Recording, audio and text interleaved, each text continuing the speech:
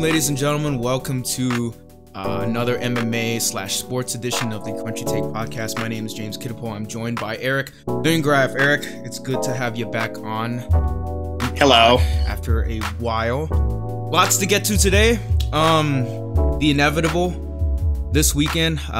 First thoughts are, how nervous are you for this weekend? How nervous? Yeah. Remember, I was telling you, it's not a nervousness. It's like it's just the anticipation spiking up my anxiety because I'm just so excited.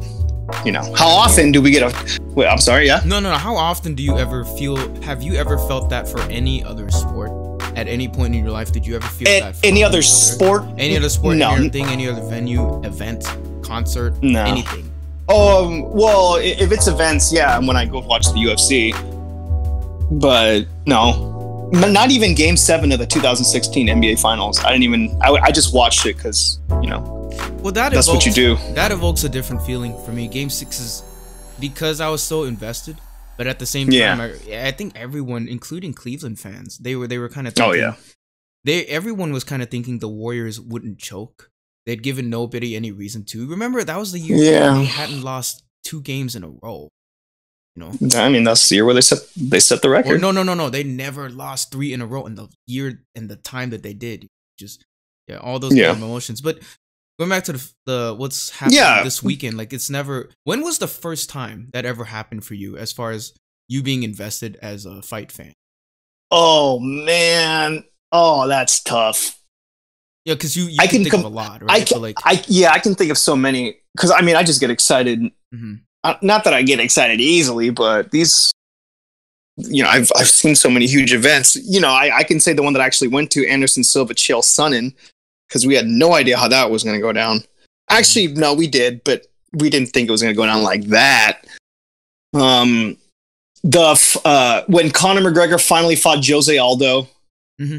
All 13 seconds of that fight.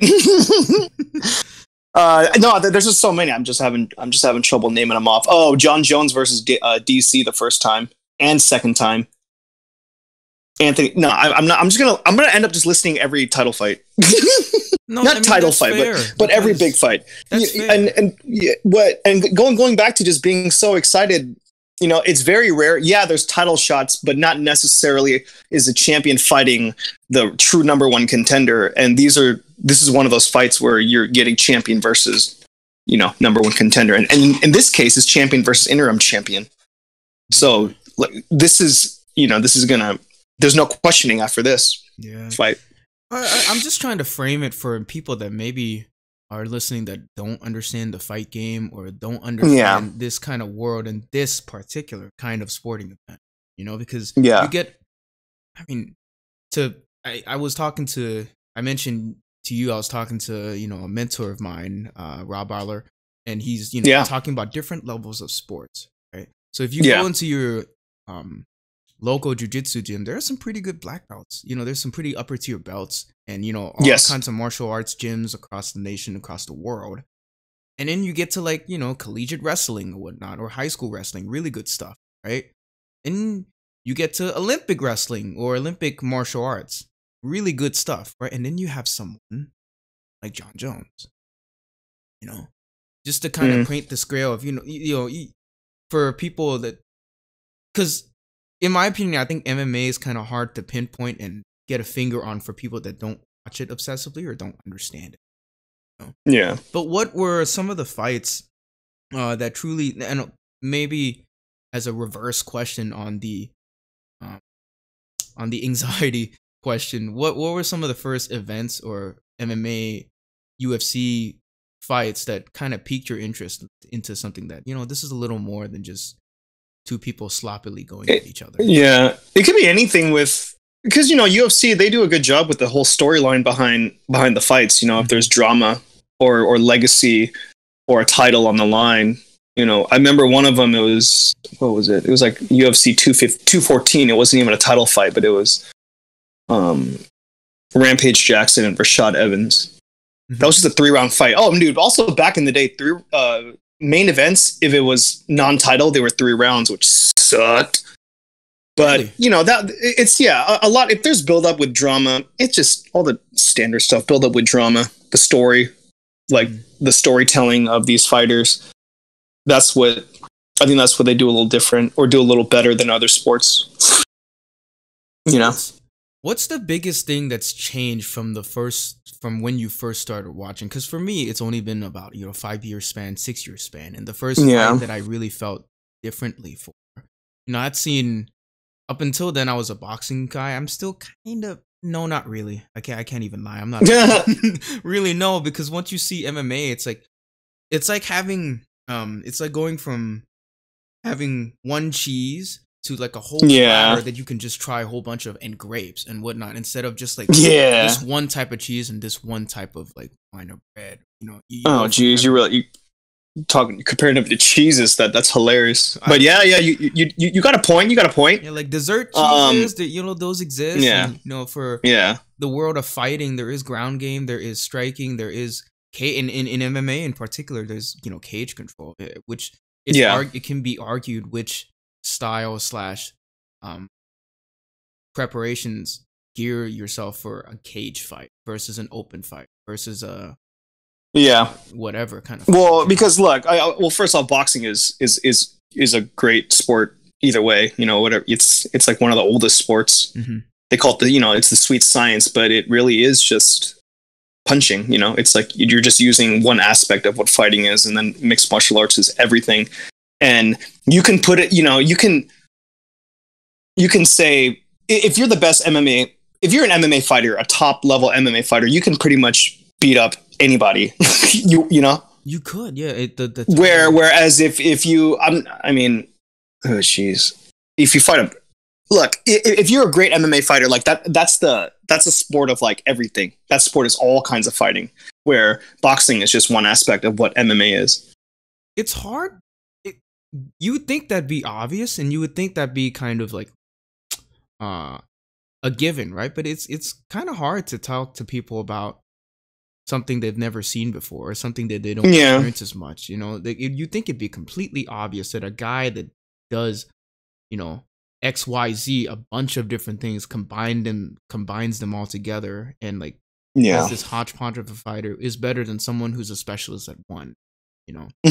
Because the easiest way to do that, I guess, would be to show them honestly the inception of the UFC 1, and you say, take the champion of that fight, champion of that tournament, or any one of those fighters versus Henry Cejudo right now, or versus forget about it, Israel Adesanya. Anybody on that night would get screwed. The lowest ranked, or like the ranked number 15 welterweight would destroy all of them. Kill. See, but maybe one tidbit from that night. I think it would have been a little more interesting if the sumo wrestler hadn't gotten his face kicked in. He'd have somehow been able to stuff him. Yeah. I don't know if Hoist.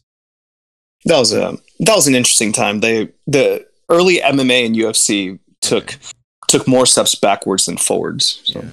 But here they are now. Here we are now. A little under 30 years later, we're at UFC 254. But before we get to that, in the time, did you just say? Is there? I thought you were over exaggerating when you said under 30 years ago. A little under 30, right? No, you're right. I just hate getting reminded how old I am. Eric, you're 35, man. It's not. You're as old as LeBron James. LeBron James is young. Okay, like. Oh, thank you. Yeah, no, it makes sense. Our bodies are similar too. So, okay, what were you getting at? You guys are young. But it is crazy to think though, right? Like 30 years, a little under. 2023 will be 30 years of the UFC, and who knows where the sport will be by then, because it's in such a short amount of time. I feel like it's like almost comparing it to how basketball has evolved, but basketball's evolution has taken so long. That's taken 60, 70 years. 60, because the basketball in the 60s, and you compare it to in the 90s, I feel like it is such a big evolution. But in a third, you know what? Maybe it is a natural progression. Maybe it isn't as fast or slow as we think it is. Even if you just go 10 years back, the competition in MMA now would destroy 10 years back, except for John Jones and GSP. The exception. Yeah, the exceptions, but yeah. Yeah. All right. Well, in the fights and events leading up to this, I'm gonna ask, like, what are some of the more standout events since Adesanya and Costa? I don't think, have we even covered that? Adesanya Costa, dude, I don't even remember. Honestly, I was just looking up your YouTube account to see the last thing that we. I don't think we did touched on it. Yeah, because it was kind of this. No, it says UFC 253 reaction. Wasn't that Costa easy? I think so. Oh man, you'd be knocking out these podcasts we don't even remember. So I guess we don't have to touch on that.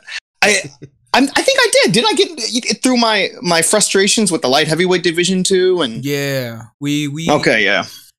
Do you think? Oh well, like 2-3 weeks out, has a whole lot changed, in as far as like frustrations? Because we are headed towards I'm just gonna say the same because nothing has happened. I honestly don't care about that division either way. I mean, I'll watch it. And remember, like I always say, I'm not making fun of these dudes because they can't fight. I'm making fun of them because they don't make it interesting for me to want to watch. No, it stayed the same. But one thing, I don't know if I mentioned this, but even over a week after the event, Costa needs to just learn how to take a loss, man. Like, stop with the. Well, it's both sides. It really, and I hate to say that, but here we go. I almost kind of echo Daniel Cormier, because he was interviewed. Well, he's always talking, he's always tweeting, but Adesanya he did defeat his opponent squarely, but this is a guy that and he really kind of like was kicking this guy while he was down. I mean, I really felt because there were some memes and he kept feeding into that meme, and it's just kind of like, all right, you can gloat, but man, I don't know. You're going down a path that you can't turn back from, as far as the humping, the post-fight humping was deserved. We don't have to get into too much, but yeah, maybe some of the tweets way later on that Adesanya's still throwing salt in his wound, but also it's because Costa just won't shut up, dude. Like, take the loss, go get better, which he will, and maybe you'll get a shot again. Yeah. But yeah, learn how to lose, dude. Yeah. Also, it's his first loss, so it's not like he really knows how to lose, Yeah, that was the. You kind of forget that now. That's how decisive the win was. It's the fact I momentarily forgot that he was undefeated. Oh, he's undefeated, yeah. At a certain point, and yeah, and then Stylebender gave him what they called Mortal Kombat a flawless victory. You know what I'm saying? Just that's the beauty of this game. That's why I think we still talk about it. We are talking about it we have been for years now. So I mean, yeah. Did you watch Did you see that crazy round kind of back kick by Joaquin? Yeah. The dude caught the kick and then he did like a spinning back kick to the face. What I love about the UFC, man, it'll be every once in a while you'll get these one or two, like the Jorge Masvidal knee, like flying. Oh thing yeah, and whatnot, just scissor knee. Just that's what I love about this sport is the fact that fans, people who don't even watch the sport, there'll be these one or two plays or moves that'll just transcend the sport. Oh man, dude, if you call those plays, if you call that kick a play, I don't want to play this game. Okay. What are some of those moves for you? Like what, having watched what you watch, what are some of the other ones that come to mind? Yeah, it's just unfortunate that this is a great move. It might go down as like move of the year or whatnot. It's just unfortunate that it's from just an up and coming dude. Never heard of the guy. Most people haven't, but what's good is this will put some spotlight on him. But I definitely put more weight on these kind of things when it's with bigger stakes, higher caliber star. And it's that one, the Anderson Silva one. I think we've talked about this. When he front kicked Vitor Belfort to the face. Yeah. UFC 1, I do it. UFC 127. Oh, geez. If I'm wrong, I can already imagine the comment section flooding like, James, he's wrong. He doesn't know MMA. It wasn't UFC 127. How you can kind of pinpoint, I'm not a math-centric person. Numbers aren't really the game, even though I am Asian. But like, yeah, 229. What comes to mind? Yeah. Or 229. Wait, 229, wasn't that Habib Connor? Yep. Oh yeah. Yeah. I mean, we can do another segment maybe for another episode where we played games like that. We'll do the number game.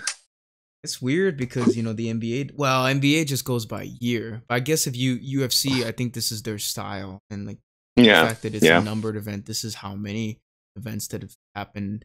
That'd be an interesting thing to study. Like, hey, why does the UFC not go by year? Instead of UFC 2020, because the belts are always kind of transferring from other fighters to fighters. So I guess if to say that you're a 2020 champ or a 2019 champ, what the hell does that even mean?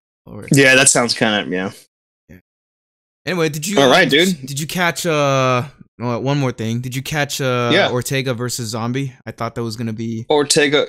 Yeah, I kind of was hoping. I wanted Zombie to win. I just like he's just exciting as hell. But Brian Ortega is just too damn good. He fought a brilliant fight. I was watching. We were waiting the whole time, and it always seemed like Zombie was.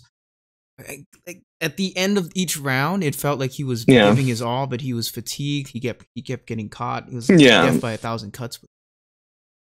I mean, dude's got hard. He fought the whole fight while getting beat the whole fight. Yeah. So that was good. Ortega's just too good.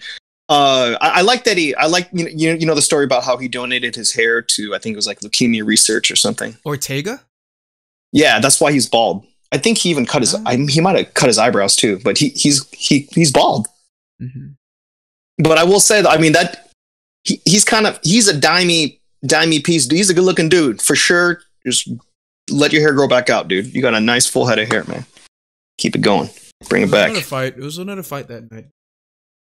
And a cement, like I love, freaking Andrade. Jeez, man. Yeah, she's my goodness. Yeah, she's scary, dude. Freight train. I still maintain this idea, man. If that one fight against Rose, she fought earlier this year, right? It was her. Yeah. That fight went 5 rounds. No, was it earlier this year when she beat Rose? Yes. No. Oh, you're talking about the rematch. Their rematch, because they actually she beat Rose for her title in the first round. Yeah. Slammed her on her head. This was the rematch. Man, if that fight was 5 rounds, I think Andrade win. Because Rose was that's beat up, but I don't know. That's hard to say, dude, because Rose is the shit. Yes. We have arrived. I've been waiting since I saw Khabib choke out Dustin Poirier, who will be fighting Conor in January, supposedly. Maybe. Maybe. But I've been waiting a whole year for this, man. And the thing that I'm pissed off most about is the fact that it's happening at 2 p.m. Eastern. I'm still at work, and I'm still. What time are you off work? I'm still right now. I go to work 9 to 6. Oof. So the whole day I have my game plan. I'm gonna go to work. I'm tempted not to even bring my phone. I'm not gonna even I don't want to test it. Although I know none of my friends really, except you, and I've told you my protocol already. Don't call me. Yes. I'm not gonna. I won't text you. I'm gonna just forget, and I'm just gonna give you play by play. Like, dude, did you see that? But it changes like the whole outcome of my day, because sometimes, hey, if I want to go to the gym, I go to the gym, and hey, but guess what? The gym has ESPN. I'm not testing that. No, don't do that. Hey, wait, do you bike to work, right? Yeah. No, you should be good, man. Just keep your phone on. Do not disturb. Go straight home. Don't talk to Don't talk to any customers. Have that be the day. Have that be the day where you don't say. No, I think I got my game plan. I got a book. I'm gonna go to like this nice chill bar that I sometimes go to. I'm gonna read. My friend's gonna text me. One of my roommates will text me. I'm home. I'm gonna go home. MMA share it. Boom, easy. Okay. Just watch it. All right. I was also gonna say, just let's say a customer, let's say you go up, say, hey, is there anything I can help you find? And then they just say to you, oh yeah, Gaethje won. Like, you're like, wait, what? What? That would kind of make my day, since the customer anyway. Yeah. All right. So I've waited a whole year. You've been waiting. You always, I don't know. Is there a stake in this for you? Like, are you outside the normal kind of spiking anxiety that you feel? Is there any kind of other weight? No, it's just that. But I mean, that's still a lot. That's still heavy emotions, man. Yeah. Wait, why don't you tell me what have you said? You've been waiting a year. What do you mean by that, man? Well, I just say that because I think Khabib has been. He started being my favorite fighter, ironically enough, after he beat Conor. It's just like I never, I never gave him the respect that was, that he deserved, just because I thought, this guy, he hasn't fought nobody. But what did I know? He fought Anjos, he's just in the way and manner in which he's beat his opponents. It's just been something, dude. Flawless. It's something scary, something very scary about you're gonna fight someone and you know exactly what they're gonna do, and you can't stop them. Yeah, I think there's something to be said about just that undefeated aspect. This whole thing of him being undefeated, and the fact that he's, like I said earlier before the pod, his net worth is about $30 million US. And yet this guy walks around, and the way he carries himself, you would think he makes what I make for a living, So there's just nothing to not like about the guy. He's also the kind of guy where he's the kind of guy that the person who cares the least that he's worth 30 million is Khabib himself. He doesn't care. Yeah, I mean, there was a story that came out. I guess some people in Dubai or that part of the world, they wanted Conor versus Khabib, and they were offering $100 million, and that answer that this guy gives him, it's like, why that much money? No, like, I don't need that much money or whatever. It's just, there's nothing not to like about the guy, So he has a perfect argument too. It's like, well, why don't you fight Conor? First of all, Conor hasn't proven himself to get a title shot anyway. His last fight was at welterweight, I think, but I'm just saying, like, the Khabib taking a Conor fight would be a clear cash grab, which is not what he's trying to do. He already beat Conor, convincingly. So he just doesn't see a need to fight him. That's the part that we've been going on about. We've been texting back and forth about this over the weeks. Just anytime these huge fights come up, the obligatory ESPN or Fox appearance will always happen. And it's just I cannot stomach. I can't sit through it. Sometimes they're good, sometimes they're better. When it doesn't involve, I don't know, but I think, me personally, I think Stephen A. Smith might be getting a little better at it. I think his team might be getting him a little better, but Max Kellerman, man, I'm so disappointed. He flat out he flat. Do you plan to win this fight? Like, he was like, you plan? Wait, was it that? I feel like it was something even stupider. Like, you think you're going to win this fight, right? Or something. Like, come on, Max. This is Max Kellerman we're talking about. What happened to this guy? He used to be the boxing, like, HBO's head front man. Like, this is. Well, he's still like the boxing guy. If you want to hire anyone, if you're going to hire anyone to be a boxing analyst or announcer or whatnot, you're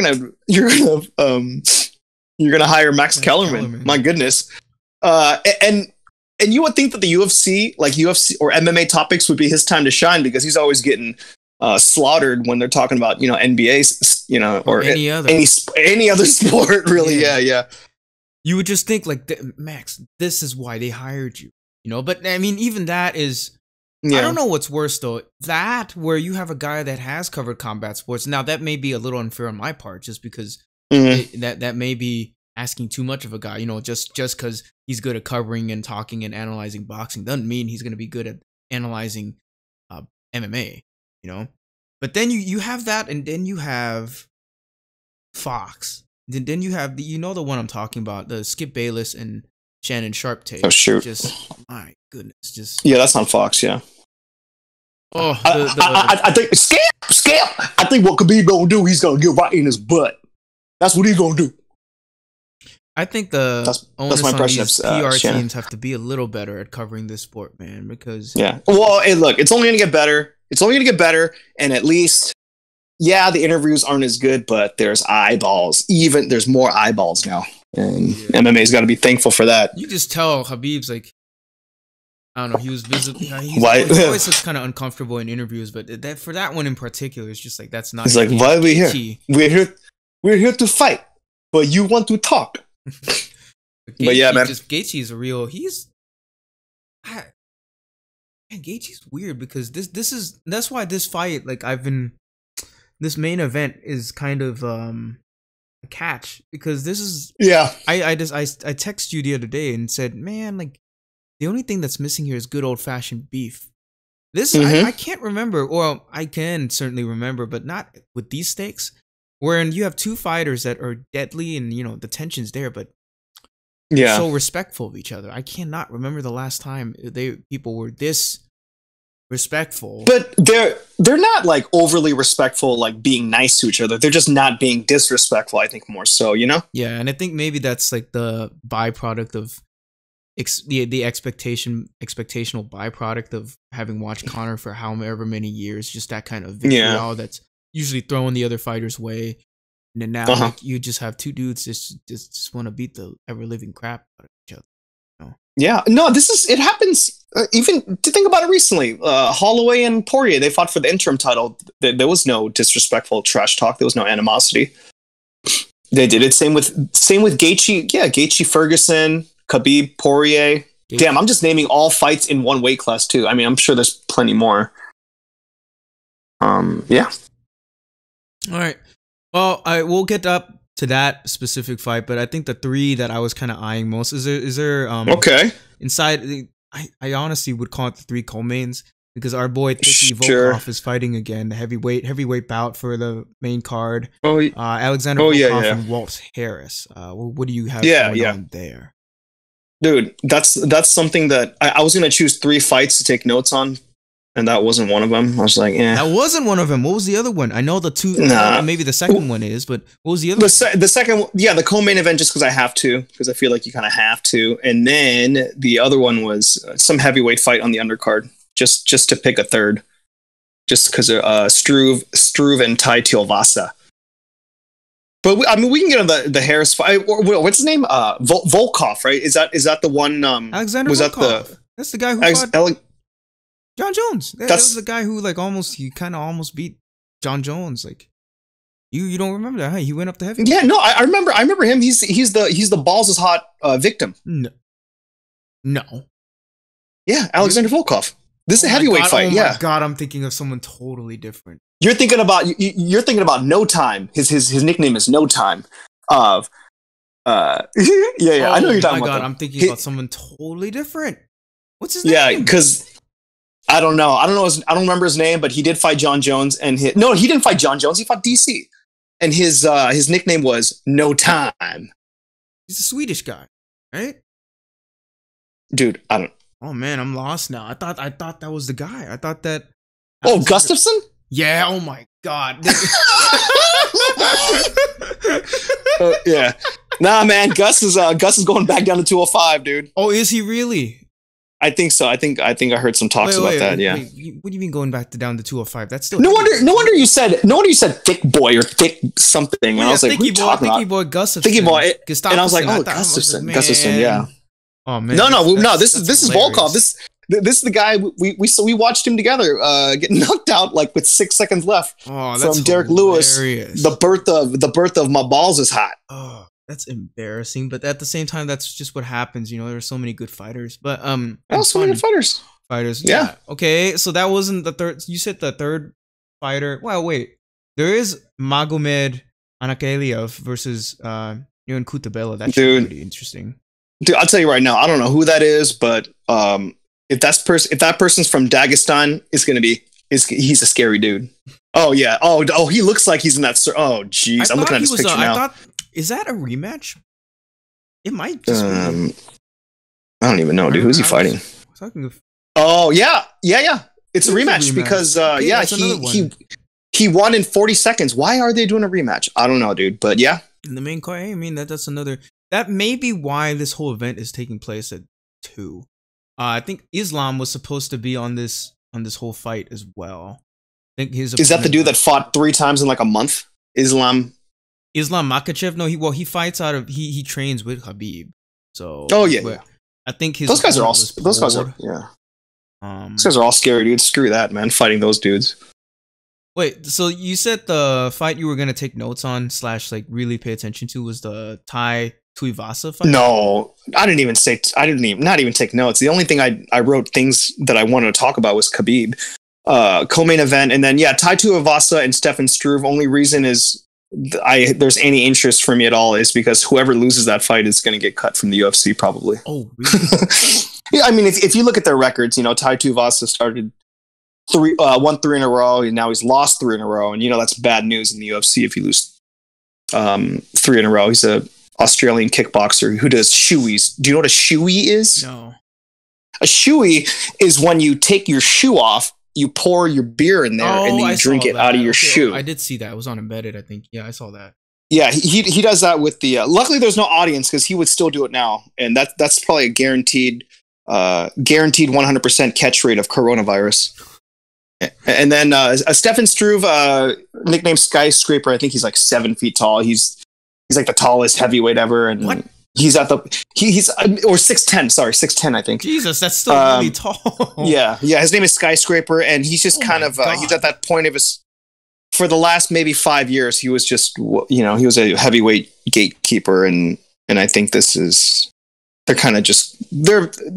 fighters are done after this. So interesting. Well, nothing exciting. Done, or speaking of getting cut, you see Leon Edwards got cut out of the ranking. Oh, I was gonna bring that up. Yeah, I was gonna bring that up at some point during this. But yeah, I'm glad you brought it up. Yeah, what's up with that, man? The fact that he hasn't fought in over 21 months, right? And he's been really picky about his fighters. Is that what's going on? Like, how do you get? Yeah, he's. I think because okay. I think the UFC has the right to take you off the rankings if you haven't fought in a year. And it's been well over a year. Last time he fought was July last year. And he's on some crazy win streak. I'm going to say 8. It might be more. He's on a crazy win streak. He might have the longest welterweight winning streak right now. And unfortunately, he's most famous for getting that 3-piece in a soda from Jorge Masvidal in the back room. And for whatever reason, it's a lot of bad luck. There's visa issues, there's the coronavirus, but as of late, it's been him just like denying fights from what it looks like. And I don't. What? That's the thing that separates the UFC from boxing, is the fact that fights happen, right? So in this particular situation, what happened? Why do you think he's been doing that? I don't know, maybe something got into his head where he thinks his stock is higher than what it should be, or what. He just turned into this kind of like Twitter, crap talking dude. Mm-hmm. He turned down what's his name?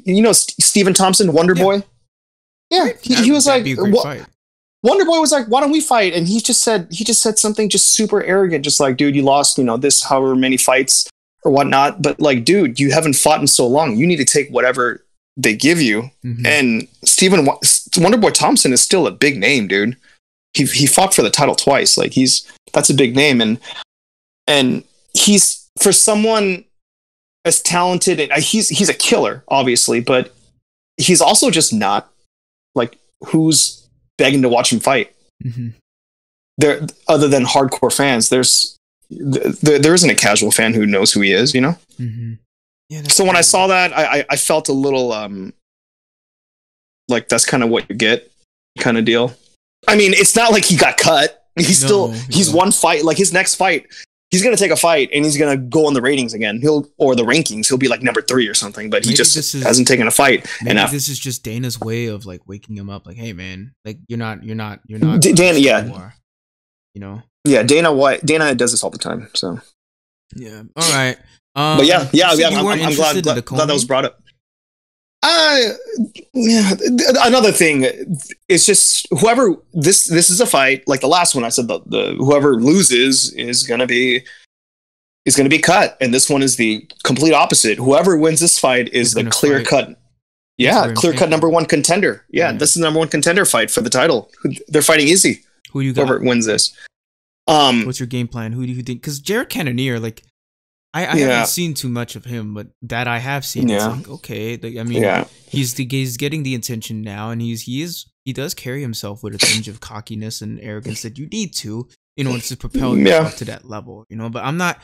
I mean, against someone like Whitaker, who has been a champion, right? Has he ever been? Yeah. Yes, who has been a champion, who has the experience in 10 years. Yet this is, and I don't know, just the fact that this may be a noobish point, but I think Jared Cannonier. Noobish point. has the best last name you can have as a fight.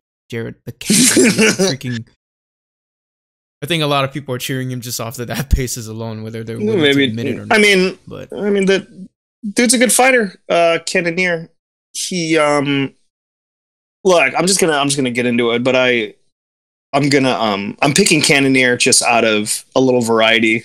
Yeah. A little more variety in the middleweight division because I mean even freaking Izzy after his fight against Costa, he rolled the red carpet for Cannonier. He's like, dude, it was like in his post-fight interview, he was like, Cannonier, if you win, you're next, you know?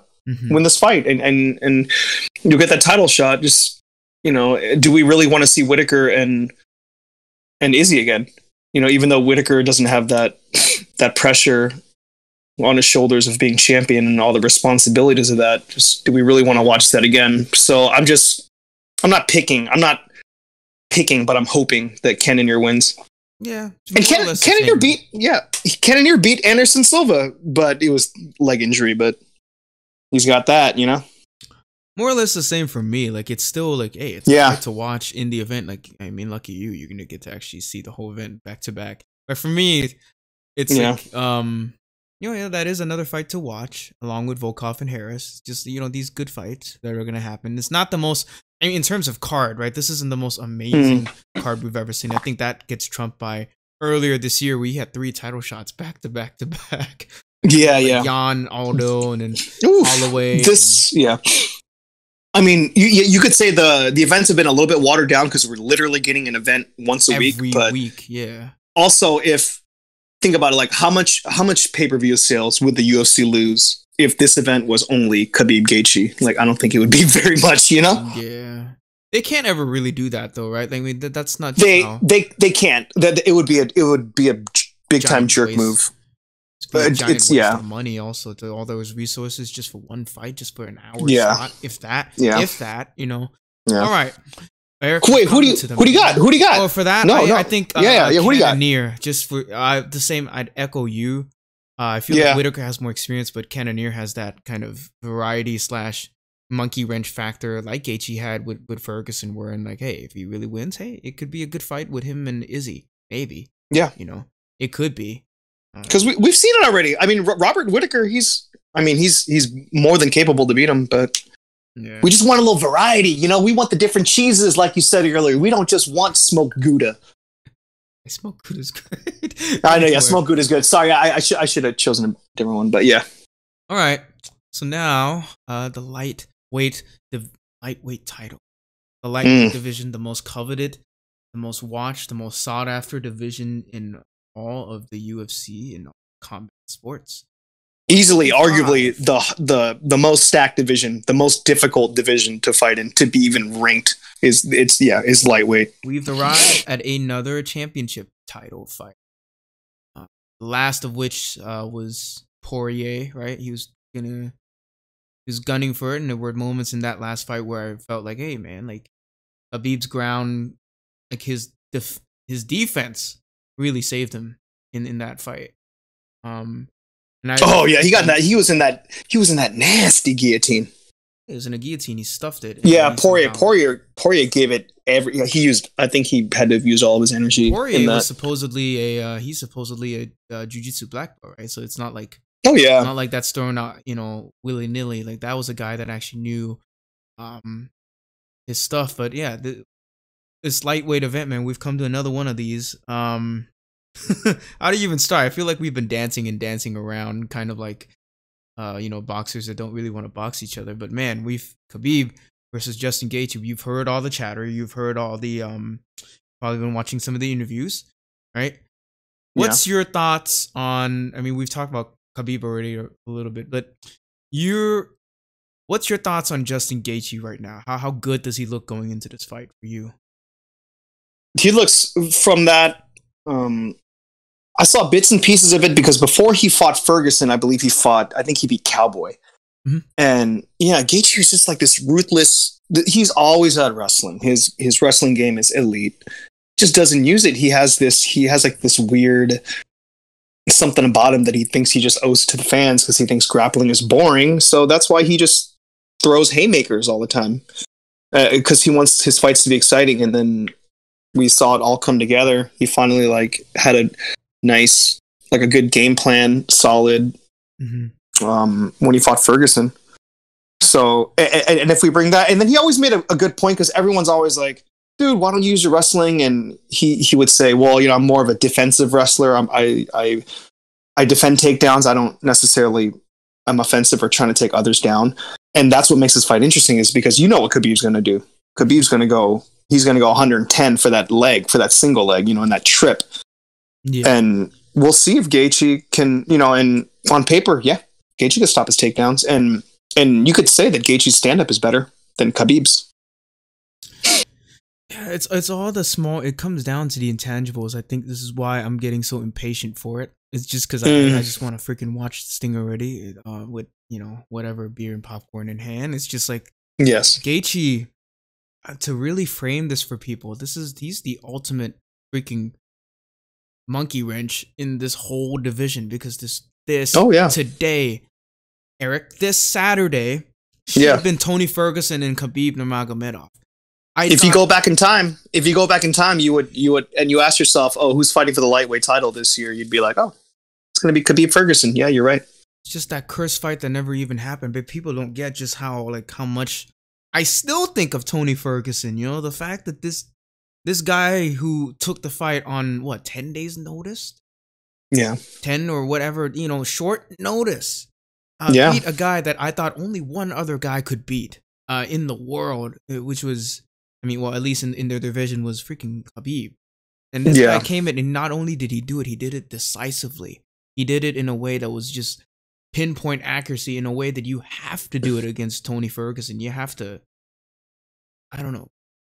It's just, yeah. I can't say because else about Justin Gaethje. Just it's incredible, just kind of confidence that he has, but at the same time, he's not wanting to pose with his interim belt because he wants the real one. Like, he wants the real one. How much more stakes do you need than that, man? Well, you've kind of heard the, you know, mainstream media's whisperings and their take on how you think the fight's gonna go, but how do you personally think the fight is gonna go? Like, what are your ultimate predictions for it? I mean, Gaethje hopefully keeps the fight standing, defends those what do they call it? Like a bull in a China. You know what I'm talking about? I got no idea, bro. Okay, let's stop. Okay, that his unstoppable takedown is what I mean. If Gaethje can do that and keep it standing, he can, man. Because, dude, remember? Okay, I'm getting away from your question. I mean, I guess I also kind of answered it. But remember, we did a podcast before Ferguson Gaethje, and I talked about how I want that perfect story to be ruined. And you know, and Gaethje did that, and I'm going to compare it. And I believe I've mentioned this already. I'm going to compare that to, dare I say, the 2016 Cavaliers and LeBron James. If the Warriors would have won, that would have cemented them as the greatest team of all time. Unanimously, no question. And then LeBron and it would have ruined LeBron, and that it made his stamp on, you know, being in consideration of the GOAT also. And then now that's my comparison. And Gaethje can also do it again, because Khabib is supposed to go down. Maybe not supposed to go down. Everyone, probably including us, we're all just kind of assuming he's unstoppable. And how many people, he only has he says he wants to fight, I think, 2 more times after this. Yep. Oh, or maybe even once more after this. Just to make it a and how, you know. Yeah, exactly. And how crazy would that be to be he'll go down. It'll be an even easier argument to be the greatest of all time. You know, I mean, it'll be against him, and the conversation will be him and John Jones, but undefeated, undisputed light. Well, I'm gonna say it like he goes, undisputed lightweight champion. And then what if? And then Gaethje comes in like he did last time and say, "Oops, just kidding." Bam. You know, man, how different does that make things going into the future? Because say that does happen, right? Yeah. And, you know, taking the Khabib side out of things for a second. It then leaves either a rematch between him and Ferguson, or him taking on the winner of Conor McGregor and Dustin Poirier. So we could be headed towards a Gaethje Poirier fight, which, you know, that's cool, or him versus McGregor, or, you know, however that tends to turn out. How do things look right now for Tony Ferguson?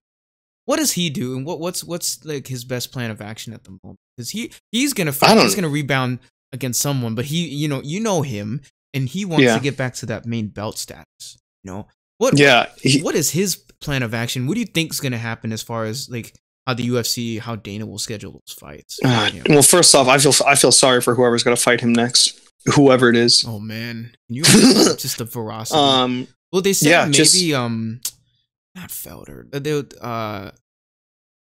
I don't know. Ferguson, he was the first one to kind of say, Conor, fight me. But then Poirier, but Ferguson could still fight maybe Iaquinta, maybe. Who knows? Iaquinta, I think, I don't know what he's ranked, like 6 or something. So in the mix in that top 5 echelon, it's what? Yeah, it's Khabib, Poirier, Ferguson, and Gaethje. Mm-hmm. And they're all kind of tied up. I mean, either way, dude, Ferguson, he's probably down to fight right now. I'm not sure. I haven't heard anything about, you know, from the news lately, but his next fight is number 1 contender. I mean, depending on how the Conor Poirier thing turns out, but you're not gonna stop this dude from getting another title shot. He's gonna make his way back. That's the crazy part about this whole division too. It's like just how neck and neck it is. You know, Tony is gonna go back to fighting for that number 1 contender. You think of how sick of he is fighting for the number 1 contender at this point. He probably won't even look at the belt if he actually wins it. But like, you got like Oliveira at number 6 or whatnot, Felder at 7. Quinta's 9. I like Quinta's 9, man. Yeah, I mean, you're naming these guys off, and I just see blood. I see blood, and I see cuts on Tony Ferguson's elbows. Yeah, that's scary, man. But I mean, Tony's gonna come back. Oh, I just want to touch on this thing, on the whole like perfection thing, because there's only like a few, like, dare I use the word mythical, but there's like these like mythical feats that can possibly happen, but we're just so not. It just so happens so few and far in between. Almost never happens. I can't really think of a sports career that you could say is mythical. Like Khabib, if Khabib goes 30-0, undefeated, never beaten, you could put that in that category. And I also think about Michael Jordan. If he were going back to Khabib. Jeez, I'm losing it. You're losing it right now, man. Go, yeah. What's up? Okay, Khabib retires 30-0. Mm-hmm. That's mythical status. That's mythical epic greatness status. Yeah. If Justin Gaethje wins, let's call it just business as usual, because that's just what was expected. You're expected to lose. Things aren't supposed to be perfect. Yeah. And I just compare it to Michael freaking Jordan. Maybe I'm just still bitter about it, but Michael Jordan, if he would have just had his last play to win that 6th ring and never came back to the Wizards.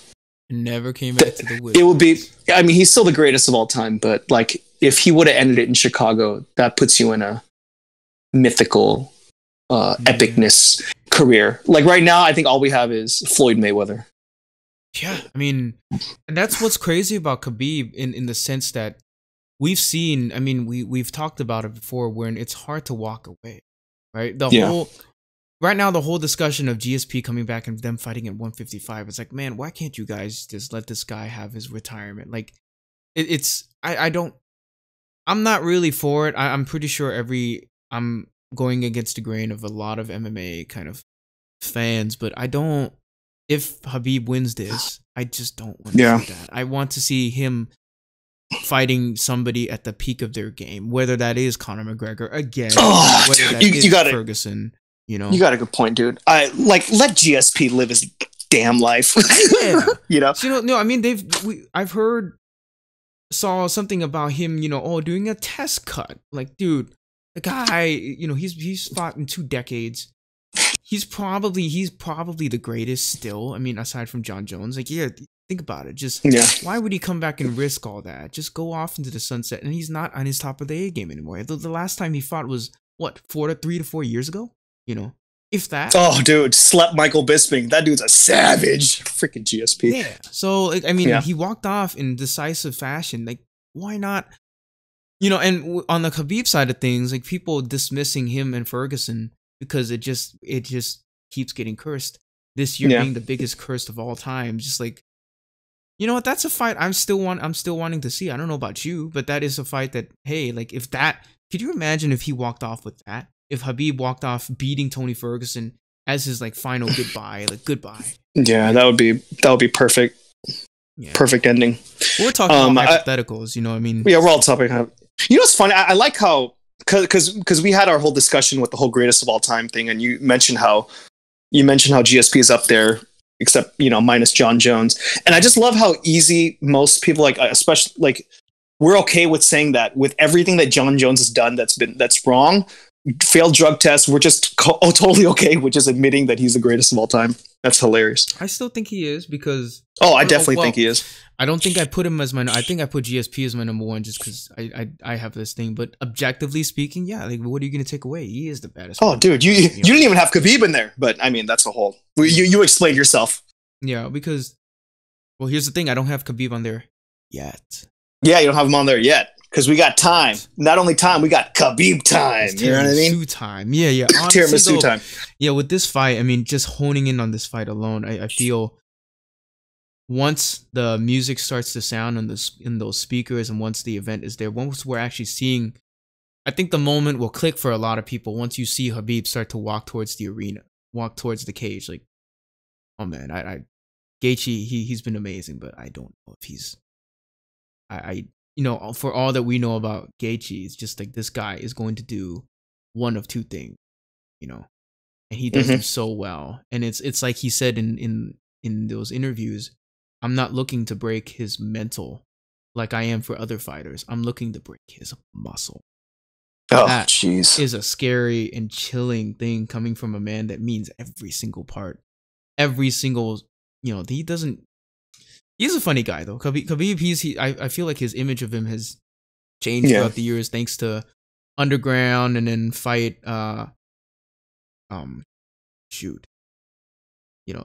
Embedded and different types. Embedded.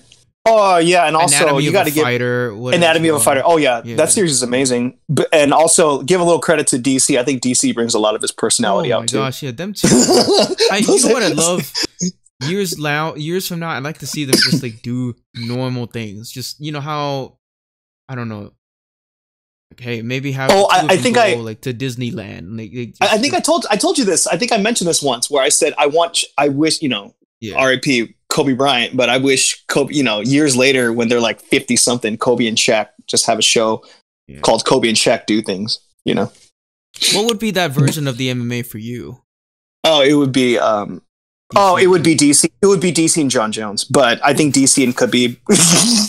But I think DC and Khabib would be just as good. Yeah. Just how funny would John Jones and DC be? Like, they're both old, right? Clearly, they're not going to fight each other. They're at that age. Like, let's say it's 60s. Let's bring it even further. Oh, they'd still fight at 60. Oh man, maybe if the era hasn't been cleared until then, maybe not. But yeah, for me, it'd be Conor and Khabib, just because the whole. It'd be perfect for the MMA world, just to reconcile. Yeah. Okay, Eric, let's put our money where our mouth is. Okay. What is the outcome of this fight in what specific manner? What? Man, okay. I'm hoping, because, you know, we're talking about watching these interviews, you know, with ESPN and all this, the questioning from the reporters and journalists. It's all about, you know, Khabib, assuming you win, or like, Khabib, if you win this fight, what do you think? What are we doing? What do you think? What are you thinking looking forward? What are you going to do? You know, Khabib, you're undefeated, all of your accolades and your greatness. And then Justin Gaethje is just sitting there. He's like, you know, he's holding his interim belt, and they're asking his opponent all these questions of what he's going to do, assuming that Khabib beats Gaethje. I'm hoping, like, Gaethje's always, he's an elite fighter. He's always going to have supreme confidence, but I just hope that he just feels a little sense of disrespect from the MMA community, and hopefully maybe this will just give him a little more juice, a little more fuel, and combine that with my love for ruining the plan, stirring the pot. You know what I mean? Nobody panics when things go according to plan. Even and with the whole, Halloween coming up, and like, those witches and their cauldron, stir the pot. Wow, you know what I'm saying? The optics of this take, man. Okay.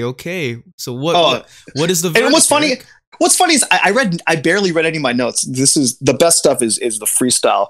But sure. I'm gonna go because I'm sick of the fairy tale story that we all want. I want the one that ruins everything. I want Justin Gaethje third round. I was going to say fourth, but I'm going to change it to third round because Khabib is going to tire him out, realizing that he can't stand with him and he's not going to be able to take him down. It's going to be third round TKO out of exhaustion. Justin Gaethje TKO. I figured you'd go third round. I figured you'd go third round because that was like a last second. That was like a photo finish decision. Yeah, I just did that. Yeah, on the fly. I was gonna go fourth. Do you think it could go 5? Do you think it'll go decision? If it goes 5, Gaethje can win by it's Gaethje decision. That would be my second pick, and then I would say Gaethje TKO. Ooh, I don't know.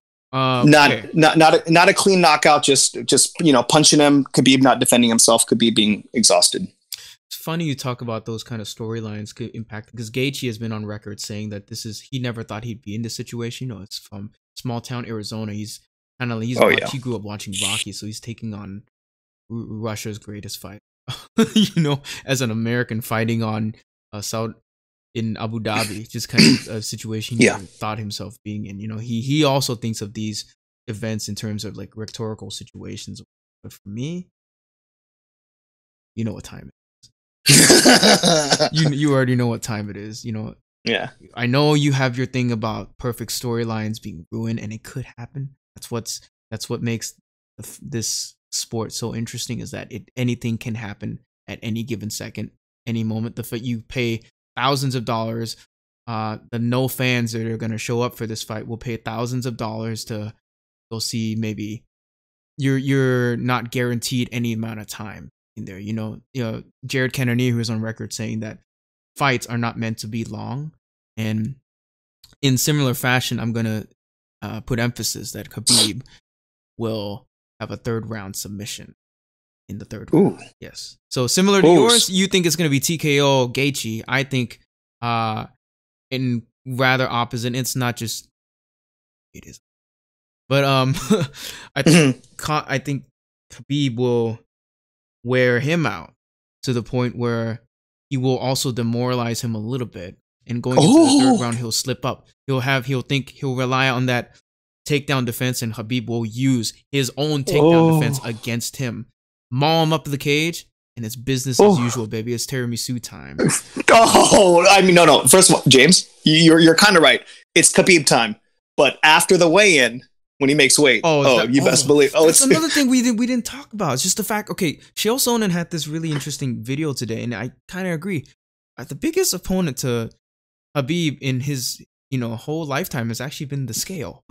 Yeah, can you believe we haven't talked about the weight cut yet? That's like the hardest part. That's always like the most stressful part. No, it's more so probably the most. I think Gaethje's already there. Gaethje's been there. I think the whole week, but I've been watching these embedded episodes, and it's been like, you mentioned it. Habib's face, he looks kind of tucked in, and in one of the episodes he was in a full jacket and sweater on the treadmill. I'm like, I don't know. It's not nothing to be too worried about because that's always how his fights have been all the time. His face is always sunken in week of the fight because he's in a long process of cutting weight. And I like how you say, like, you're not, because you said during your prediction, you said he's gonna demoralize him, and that's not even a bold statement to say because Khabib has demoralized everyone. Everyone was like, they thought they knew what they were gonna do, and now this dude is on him, and they're like, wow, how am I supposed to deal with this? I kind of compare it to like Dos Anjos or whatnot. Revered for his Brazilian jiu-jitsu, and also a revered fighter, and just what he did to him. It's just like these fighters that thought they had it, that everyone thought. The people that think they have it, and now in Gaethje's case, it's now if Gaethje hadn't defeated Tony, and Tony had like Corona. Okay, so if which maybe could have happened this whole year, right? If the script was kind of flipped, and somehow Gaethje was this unknown, well, not unknown, okay, but not having not beat Ferguson, and him going against Khabib this Saturday, what would everyone's thoughts be? Yeah, what would everyone's thoughts be? But because Tony beat, because Justin beat who I thought could only be taken out by this other guy who he happens to be fighting, if he beats both of them, man, I think that would kind of elevate the fight game even more so. Yeah, if the script is completely turned, because some guy that you just thought would be maybe be a contender is now in talks of the greatest lightweight of all time. And that is the inherent beauty of the game. It's just the fact that it can happen, and a lot of people think it will. Like, I don't think the over-under is really... I mean, Khabib is the favorite. But I think the numbers don't support it that well for Gaethje. If anybody is looking to gamble on it, I don't think the odds are that great either way. Gamble on it?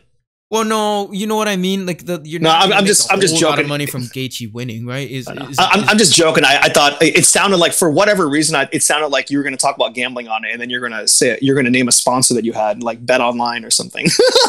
I'm like, oh, he's got a sponsor. Yeah, and then like Jamie Foxx starts walking towards you in the back with freaking MGM in the background. Just yeah. It's so annoying to watch every single video this past week. All right, so yeah, that is my final prediction. I think Khabib will take him down in the third round. You think Gaethje will take him down in the third round in different fashion? You think it'll be TKO, or you think it'll be stoppage? The stoppage would be the TKO from strikes, from punching. Khabib. No, I'm asking, do you think it'll be stoppage, or do you think it'll be a flat knockout? Oh no, it would be that's why it's TKO, because if it's a knockout, then it's just a KO, like they're unconscious. But TKO, as in like the referee realizes that this person can't defend himself anymore, not knocked out. MMA world, if he just flat KO'd him.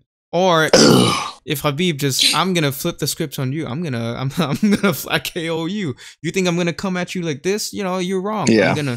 Because it was something weird, and maybe in closing, Khabib he was on record saying he wanted to go toe to toe with Conor in strikes, but it was his coach Javier Mendez that said no, like go to your father's plan. And we haven't even talked about the whole aspect of Abdulmanap passing away, and just what it's like for Khabib to still fight. That has to be. He's not showing it because he is an inherently tough guy, but man, this whole fight probably means so much different for him. Do you think this is the most pressure he's ever been under in his career? Khabib? Maybe not most pressure, but this might be the most maybe emotional, because I'm sure all he's thinking about is, damn, this is the first time I'm fighting without my dad. At least, yeah. Yeah. So, but yeah, dude, man, we have 2 days, Eric. We have about a day and a half before this happens. What are you going to be doing the day of the fight? Just get chill. Are you going to? Going to Justin's house? No. Oh, Jason. Yeah, Jason. Sorry. Yeah, maybe. We'll see. It's like event starts at 11. We'll probably do some kind of grilling. I didn't know that it was going to be that early. I don't know. Well, yeah, it is going to be. It's going to be early. It's 2 p.m. Eastern, so that means it's what, 11 in the morning for you. That's when the card starts. Oh yeah.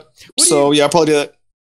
It's a very kind of underrated maybe conversation, kind of burner conversation, is when do you start watching these normally? Because how I do it is I look at the fights like, okay, might as well start to have it on, so my eyes start getting used to fighting, because it is weird, it's not normal, two people fighting. It's like you kind of have to get used to watching it, and if a hit is actually scored or whether he missed or not.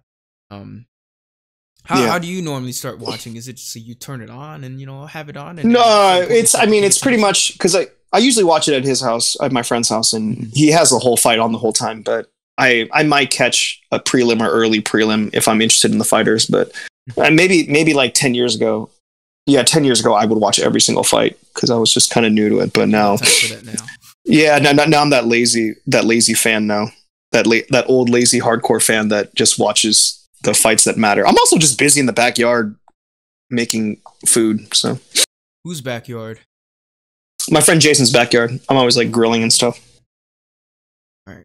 Well, that brings us to the end of the MMA podcast for this week. This episode will probably air Friday, so I mean, there's only really a day in between. We talked about a lot of interesting things today, as far as stuff and optics that go beyond the fight.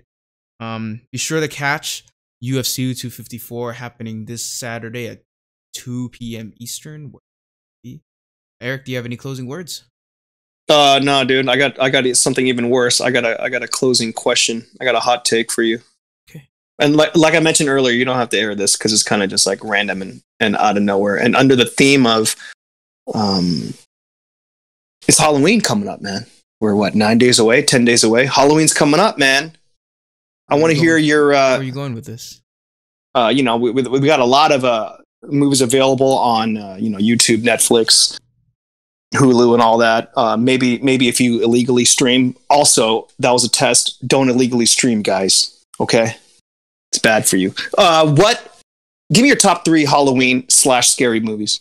Oh, doesn't have to be an actual top 3. Just name 3 scary movies or Halloween that you're just. I'll reframe the question like this: what movies am I not going to watch alone at night ever again? Sure. Yeah. So number one movie that I will not watch alone is Hereditary. Never heard of it, but what was that? American? Yeah, it is American. Hereditary, same director as Midsommar, which came out last year. Hereditary, if you've seen it, then you know what I'm talking about. But I've never seen a movie wherein people have actually left because they were uncomfortable. Yeah. Was it rated R? Eric. Yes. Huh? Yes. That's what does it for me, man. Like nowadays, if a movie's PG-13 and it's a horror movie, I'm just like, I'm good. Yeah. PG-13. There's not because with rated R, with that rated R rating, it kind of gives you like that room to kind of experiment around with the human psyche, you know. So yeah, the number one movie for me would be just Hereditary, just because I've never seen a movie be so fucked to a point where people people don't want to deal with it. And the ugliest thing about these horror movies, the really good ones that I don't want to watch alone ever, it's not so much the supernatural aspect. It's really more for me. I know I'm answering your question on a big freaking tangent. No, don't do it, man. I want to hear this. It's not so much our listeners want to hear this, James. Demonistic aspect, because what bothers say people of Christian faith or people or the demon kind of thing. But to me, the ugliest part of these movies is how decrepit and depraved humanity can be, and those are one of the movies that like as decrepit as people can be. Yes, that is a movie. And that maybe is the secret working of a demon, but it doesn't take away from like just how screwed some of these situations are. Number 2, The Exorcist, the 1970s. Oh, classic. Yeah, it's a classic, and man, the demon aspect kind of grows old. The whole that makeup. Yeah, it is a little aged, but it's a horror movie at its finest. It gave an entire generation nightmares. Yeah, I can't. Other than those two, though, yeah, I mean, because The Exorcist, just what it said and what the subtext about domestic abuse was just so like vivid. It wasn't so much the demon aspect. Again, it wasn't the demon aspect. It was the subtext of abuse for me. The fact that this girl, whatnot. There's a whole video series online of the subtext of that, but man, number 3 is kind of hard because it's kind of hard to top those two horror movies. But let's go with like horror. Okay, name me your top 3, then I can probably give you my final. Okay, it's not that great, but yeah, those are my top 2. What about you? One of them is The Sixth Sense, just because that's the only like American, in my experiences of watching movies, but the only American-made scary movie where it was kind of good all the way around. A lot of times, scary movies, ghost movies, they somehow ruin it at some point, and you could watch a movie where it's good all the way through, and then somehow the ending sucks. That movie was good all the way through. Scared the shit out of me. I couldn't pee in the middle of the night for weeks. I see that. There's a Korean movie. Ju-won. No. Oh yeah, you would think so. That's a good one too. But there's a Korean movie that came out in 2002. I actually saw it in Thailand. It was called, I think it's called The Eye. In Thai, they called it Kon Hin Pi, which just means people that see ghosts. Yeah. But it's The Eye. There was a really, really, really bad remake with Jessica Alba in 2008. But I'm talking about the 2002 movie, The Eye. I saw it. Yeah, I saw it in theaters in Thailand. Have you ever seen that? No. The Eye. I've heard of it before. It's like yeah. It's just, dude, check. It's on YouTube. Also, don't watch it because it's freaking scary. You're saying watch it in the daytime with a bunch of people. Maybe. I just randomly, because I was just looking up the trailer because I totally forgot about the movie, and I just remembered while putting this list together, and then I went on YouTube, and they have the whole movie. They have the full movie on there. Okay, and which is kind of cool. And then just to give it a light note, I'm gonna go ahead and throw in The Nightmare Before Christmas. No, that Tim Burton hitter. Come on, that could be it. That's a Halloween movie too, man. Yeah, it's a beautiful movie. I do have an honorable mention. I don't know how seriously you want to take this, but my honorable mention for scary horror was Game of Thrones season 8. I'm never watching that again. You disappoint me, Eric. Yeah, thanks, man. Wait. So what did that do? Did that list make you conjure up a third? Yeah, it did. The third movie I had, it's not really as scary and as disturbing as the other, but in terms of because I said those two movies, it's all about the human, kind of ugly human nature, right? But this third movie that I have is all about the supernatural element, which is The Woman in Black. I don't know if you've ever heard of it. It's a Victorian kind of The Woman in Black. It has Daniel Radcliffe in it. It came out in the early 2010s, and I just like gothic horror. Something about gothic horror / Victorian era horror, where it's in this house. It's a house in the marsh, and there's this woman who. Oh no! I just looked up the trailer and I saw. I've seen this movie. I remember this. I saw it. Yeah. So it's not. It has. It's your typical kind. There are jump scares, but it's kind of slow. It's kind of slow and creeping, and it's there, but it's still kind of I love the slow grind of these horror movies, and that's what's great about those other two movies too. It's very slow, and when the horror hits, it's like the whole. You feel like you kind of feel it whole, But The Woman in Black, not as much as the other two. It's more, like it's a gothic horror movie. Yes. Dude, I can't believe we both went through our list and didn't mention The Shining, but I'm sure that's in everyone's. It's not a horror movie for me. It's not a horror movie. It's more of a thriller. Oh. It's a thriller. Yeah. It's a psychological thriller for me, because horror. Okay, some people put it as a horror movie, but for me, it's like, okay, like you kind of already know, like the supernatural elements are there, and it is a horror movie for a lot of people. But for me, what's more interesting is like the whole, again, subtext. I'm a nerd like that, man. Like I read into it, and just like the theme of abuse in that movie as well, towards his wife and towards his son. Like he sexually abuses both of them. And so, and that to me is like the great true hallmark of great horror movies. Is not the ghosts or whatnot. It's like what can disturb people and what people I think are thrilled by. It's like sickeningly thrilled by, like psychological aspects. Speaking of which, Friday the 13th, that's still a really damn good movie. Damn good horror movie. No, I haven't seen that in years, but yeah.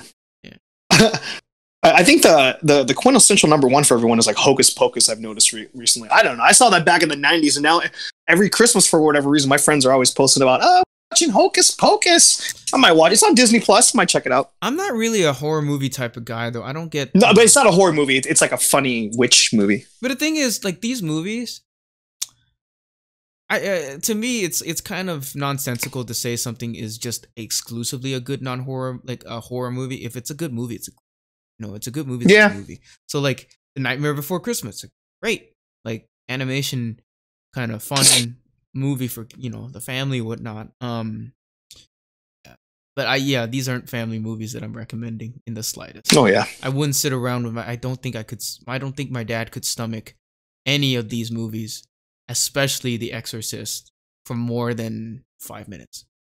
Yeah. That's what makes a good horror movie good. If you can't watch it with your parents for longer than 5 minutes. There's a bunch of good Thai ones as well.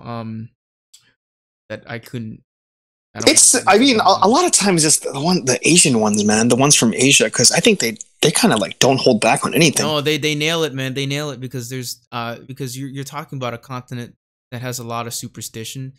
The superstitions that are not crossed in modern society, and if you go into the countryside or whatnot, they are crossed in ways that you wouldn't think is possible. So dude, speaking of countryside in Thailand, here I'll try to make this quick, but I remember when that also around that time when that movie came out, because we went as a group from the Thai Temple in Berkeley to kind of travel throughout Thailand and perform. You never told me this before. This is new. Go ahead. Yeah, and then and we'd always have there were these college students that kind of volunteered to kind of help us out, help us with taking us around, showing us around and stuff. And and of course I became friends with as a group of us became friends with another group of guys, and for whatever reason the whole like a portion of the trip was just about ghost stories and talking about ghost stuff. They drove me through this similar to, remember where you and your parents lived? It was the house that had like that river, and then you guys would feed bread. It was like a townhouse court like that, but it was completely abandoned. No one lived there. Trees outgrowing everything. It should be scenically beautiful, right? It should be beautiful, but there's something about not at night. Yeah. And they were telling me about how it was haunted. We stayed at the school that maybe this is why I chose this movie, the Eye, because it was at the peak of just having fun and telling these ghost stories, and then we went to go watch this movie, and it really just screwed me up. Even for Thai movies, especially, I guess for us for me because it is in my mother tongue, and so like whenever even the crappier horror movies from home are like, wow, that was really disturbing. I saw this one, I don't remember the name of, like where this kid like bullied a kid, and so the guy who got bullied like locked him in a like underground shed that just didn't open, but he forgot to let him out, so like that kid just went for the rest of his and it was in the countryside too. Yeah, something about countryside Thailand, man. It's touristy, it's fun. There's a lot of if you're so like my mom, like just maybe as in playing into the Halloween theme a little bit, my mom would talk about how superstitious people in the countryside are. Like sometimes like they'll dress up in that kind of creep, like Thai traditional dances kind of always creep me out with the whole like spiky, especially like and, the makeup, and they'll dance in like this or whatnot. Well, I think it's a different kind of sect of Buddhism or whatnot, but I guess to ward off spirits, some ladies in the countryside will do that, except they'll take like knives and they'll start dancing around the house like that, and you'll see them just kind of that'll Thailand, man, screwed up. Thailand has its own problems right now. This is like not there at all. But this is what? No, this is just like supposed to be like a fun thing to kind of shock you with, and now I gotta go make dinner really quick, and I'm scared to even.